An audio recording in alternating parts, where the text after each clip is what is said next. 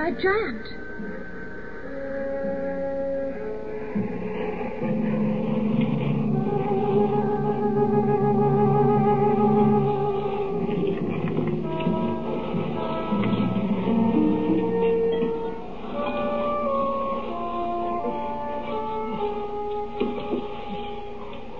What do you make of this?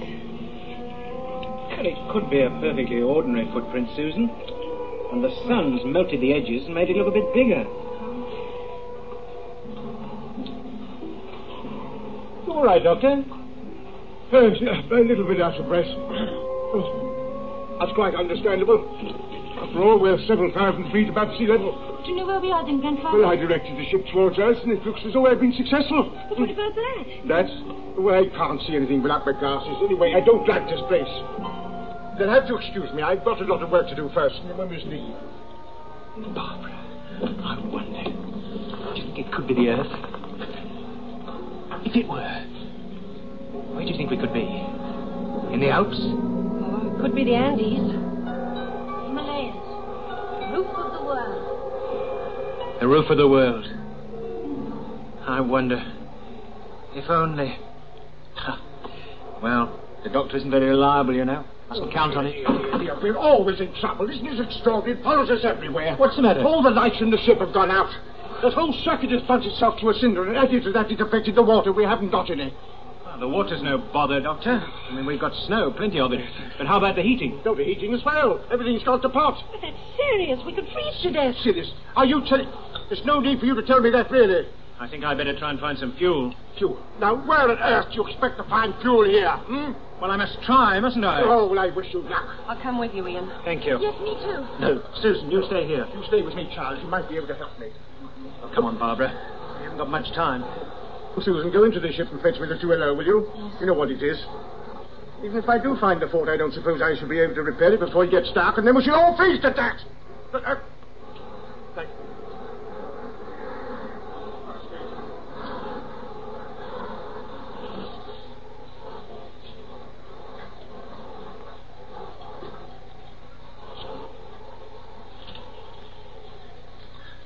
Ian, wait a minute.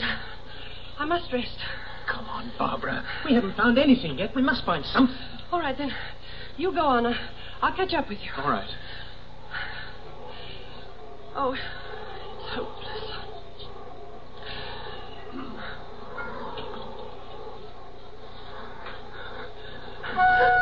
Ian! What is it? What's the matter? There was an animal or something just standing there staring at me. You don't believe me, do you? Well, look at these footprints.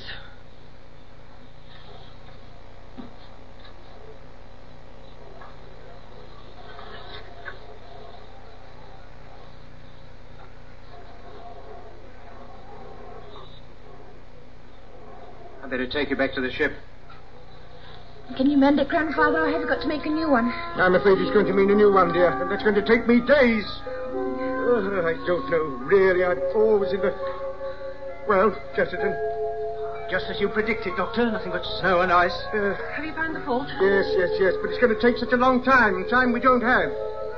So the only chance is to try and get down to a lower altitude and before it gets cold, and then we... Doctor, there are strange things on the mountain. I saw one of them. What's she talking about now? Well, I only saw a print. Print? What sort of print? Paws? Whose? What? To tell you the truth, I thought it was made by a fur boot. No, Ian, I'm sure it wasn't human. If it were, that means there's shelter nearby. dead. Quick, up to it. It's our only chance of shelter. Come on, Grandfather. All right, yes.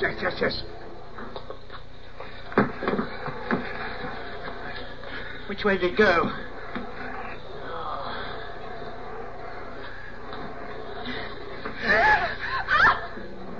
Grandfather. Keep still.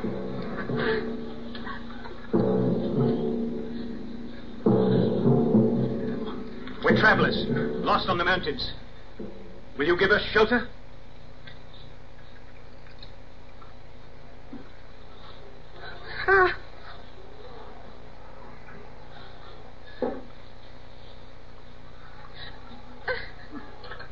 Hear me, Mongols.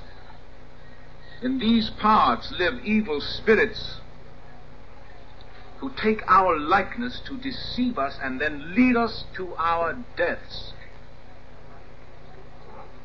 Let us therefore destroy these evil spirits before they destroy us.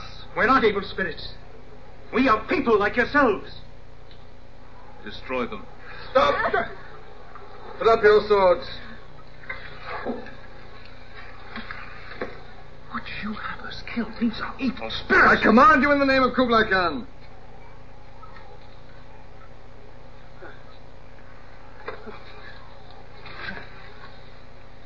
The old man has the mountain sickness. Yes, he has. My caravan is further down the pass. Come. Come on, Doctor.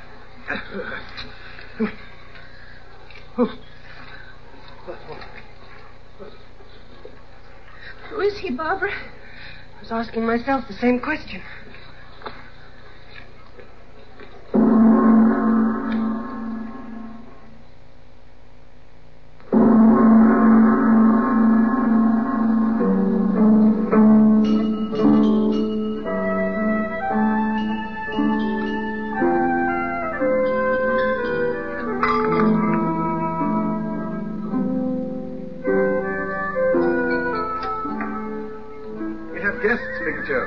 They are cold and hungry. Yes, Mr. Malcolm.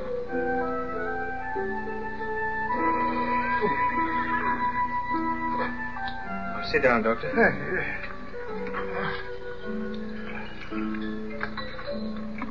Thank you, my dear.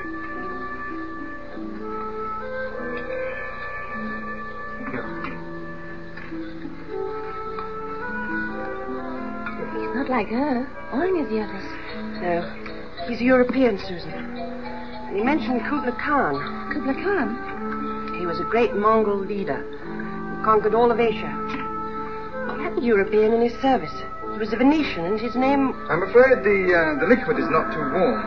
But the cold here is so intense, it even robs a flame of its heat. Oh, it's excellent nourishment, sir. The cold can't affect the heat of the flame, sir. The liquid boils at a lower temperature because there's so little air up here. You mean the air is responsible? Well, the lack of it. Just as the lack of it is responsible for the doctor's mountain sickness. Is your name Marco Polo? It is, my lady, and may I ask who you are? Oh, we're travelers, yes. That's my grandchild, Susan, and that's Miss Wright, and that's Charlton. Chesterton. Ian Chesterton. My companions are the Lady Pingcho and the Warlord Tegant. We travel to Shangtu. Shangtu? That's in China, isn't it? China? I do not know this place. Shangtu is in Cathay. Oh, silly of me. Yes, of course, Cathay. Well, you must all be very tired. Pingcho, you will share your quarters with... Susan. Susan? I will sleep here with the others, and Lady... Miss Wright. Miss Wright, you will have mine. Thank you. Thank you. You saved our lives. I'm rather curious to know why you were wandering around the mountainside at night. But questions can wait until morning. There were two young men that I would like to ask. We'll ask them. What year is this, and where are we? You do not know? Oh, that's why I'm asking you. How long have you been traveling?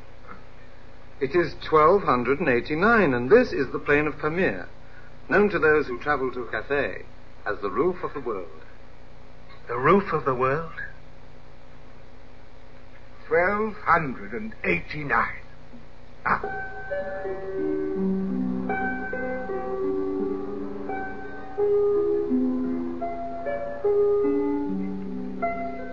Are you asleep, Susan? No. Where are you from? That's a very difficult question to answer, Pincho. You do not know where your home is? Well, I've had many homes. In many places. What about you? I come from Samarkand. My father is government official there. But I thought Mr. Polo said... Messer Marco. That's what we call him in Cathay, Susan. Well, I thought Messer Marco said that you were going to Shangtu. Are you on holiday? No. Kubla Khan Summer Palace is in Shangtu. I am going there to be married. What? Well, how old are you? I am in my 16th year. Well, so am I. Do you marry at our age in your land? Here it is the custom. Is your fiancé handsome? My what? The man you're going to marry. I have never seen him. What? The marriage has been arranged by my family. I know only 2 things about him. Well, what are they? He's a very important man. That's a good start. No, Tigana. They are travelers. They are evil spirits, sorcerers, magicians. Tomorrow, if we live until then, you may see that I speak the truth. I think the sun's rays will dispel the shadows from your mind, Tigana. Is it what you believe? Listen. The carriage they travel in has no wheels. It just stands there like a warlord's tomb on one end. And another thing, it is not large enough to carry 4 people. It must be. I say it is not, and yet I saw all 4 walk from it. Upon my sword, I swear it to you.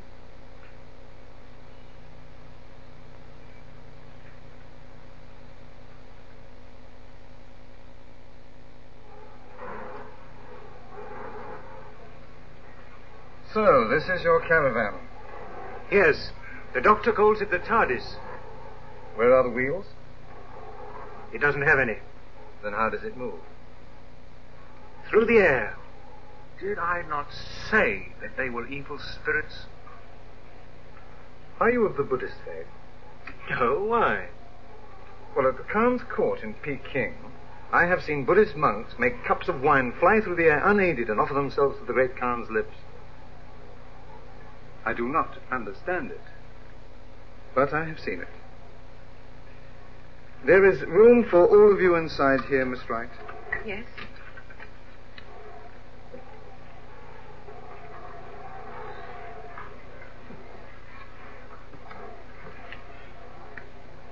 And one enters here.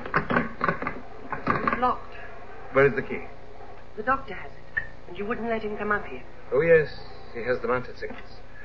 Have you the power to make it fly? No, only the doctor has that power. Why is it here? It's damaged. What? A part of it is broken.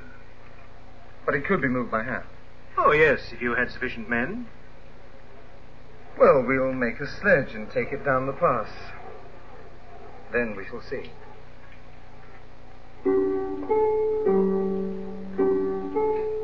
Pinchot. This smells very, very good. What is it? Bean sprout soup, my lord. Ah, allow me. Oh, it's delicious. My lord Delicious. is kind. You know, it's rather surprising to find the daughter of a high government official working as a servant in Marco Polo's caravan. I wish to serve, my lord. Although among Messer Marco's retinue, there is a man who calls himself a cook. His name wouldn't be Tigana, would it? Oh, no, my lord. The warlord Tugana is a special emissary from the camp of a great Mongol lord called Nogai, who has been at war with Kubla Khan. Yeah, Mongol fighting Mongol. The war is over, my lord. Nogai has sued for peace, and Tugana travels to Kublai's court to discuss the armistice terms. Yes, well, for an emissary of peace, I must say he has a rather bloodthirsty habits, hasn't he? I find your caravan most unusual, Doctor. Yes, Mr. Marco, it is different. And in need of repair. That is true. Mr. Marco has ordered a sledge to be made. He's going to bring the TARDIS down here. Oh, indeed. That's charming of you. Very charming of you. It won't take me very long to repair, a day or so, but I assure you that I shall not hold up your journey any longer than is necessary. I'm afraid we can't stay here. One crosses the plain of Pamir as quickly as possible. However, we will be spending a few days at Lop. Lop? Where's that? It's a town on the edge of the Gobi Desert, beyond Kashgar and Yarkand. I see, and you will be taking us along with you, including the TARDIS. Doctor, I once transported an entire army and its equipment from Cathay to India, all without loss. Oh, good, good. Then I can work as we proceed, yes. No. Why not? The Mongol bearers still half believe that you are evil spirits. They also believe that outside your caravan you are harmless. However, should any of you attempt to enter, there would be trouble. I see. You saved our lives, Mr. Marco, and the least we can do is to respect your wishes. No one will enter the TARDIS until we reach Lop. Good.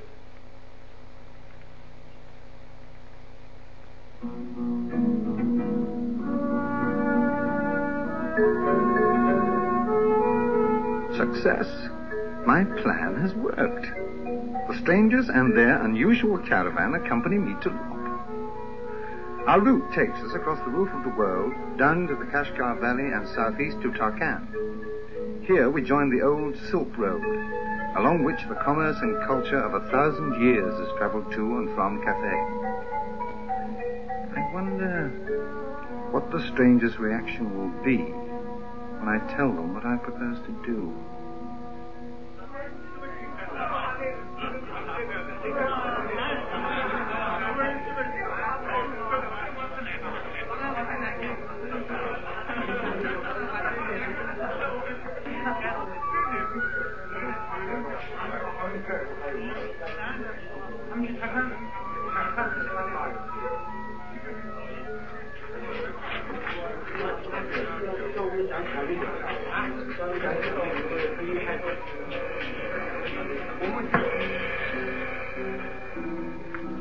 My caravan is large, Yang, so I shall need plenty of food and water before venturing out into the Gobi Desert.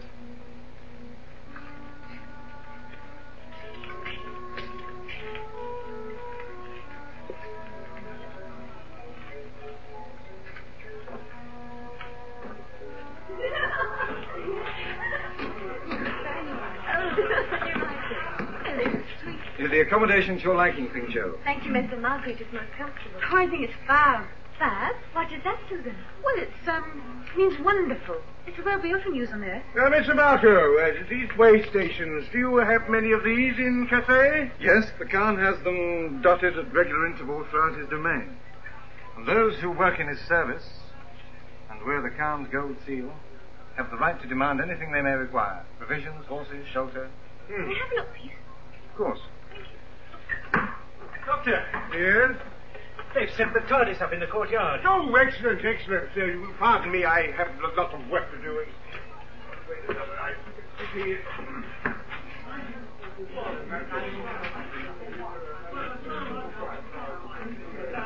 What does this mean?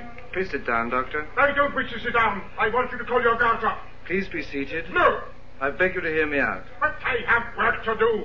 I think perhaps we should listen to him. Come on. Oh. Very well. My home is Venice. I left there with my father and my uncle to come to Cathay in 1271. The journey to Peking took us 3.5 years. When I arrived at the Khan's court, I was 21. I was an alert young man, good at languages, and willing to learn. The Khan liked me. Oh, really? On my 25th birthday, I was given an appointment in the Khan's service. 1277. It was, as you say, 1277. Since then, I have traveled to every corner of his domain and beyond it. 2 years ago, my father, my uncle, and I asked the Khan for permission to go home. He refused. I think we had all served him too well. Well, I really don't see what this has to do with my repairing the TARDIS. Doctor, I have not seen my home for 18 years. I want to go back. But ask the Khan again. I intend to. This time, I shall offer him a gift so magnificent that he will not be able to refuse me. You mean to give the doctor's caravan to him? Yes. You're mad. You can make another. What, in Peking or Shangtu? You do me an injustice, Doctor. I will not leave you stranded in Cathay, just as I did not let you die on the mountain. No. You will come with me to Venice and make another one there. Oh, you think so, really? Oh, no. Oh, no. Marco, it's impossible. Surely for a man who possesses a flying caravan, all things are possible. No. We need special metals, materials, things that don't exist in Venice. I'm afraid you don't understand all the problems involved. And neither do you, young man. Well, travel home by ship. We trade with every port in the world. It may take you longer, but you'll get there eventually. Eventually. He doesn't know what he's talking about. The man's a lunatic. No, Doctor. Desperate. There are many men who are jealous of the Polo influence at court. And the Khan suffers from an affliction for which there is no cure. What's that? Old age. If he dies, I may never see Venice again. Well, that is your problem, not mine. I have just made it yours, Doctor. But you do see Venice again, Marco. I know you do. What makes you so sure that the doctor's caravan is a suitable present? The doctor is the only one who can fly it. I told you about the Buddhist monks. They will discover its secret. A caravan that flies. Do you imagine what this will mean to the Khan? It will make him the most powerful ruler the world has ever known. Stronger than Hannibal, mightier than Alexander the Great. Marco, you don't understand. I refuse to listen to any more. My mind is made up. Your caravan goes with me to Kublai Khan. Come on, come and sit down. Make one event. Grandfather! It's Kublai See, he says. Why are you laughing? He means it. Doctor, he's serious. I know he is, yes. What are you going to do? Oh, I haven't the faintest idea.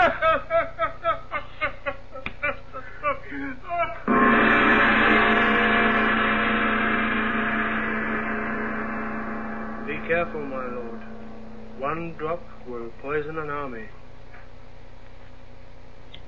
I will use it well. On all but the first of Marco Polo's water girds. For tomorrow, the caravan sets out to cross the Gobi Desert. Now you will follow us. And on the third night, I will walk back to you. Then we're going to ride back here to Lop. Wait for 2 days. And then return to the caravan to collect the thing of magic that will bring the mighty Kublai Khan to his knees.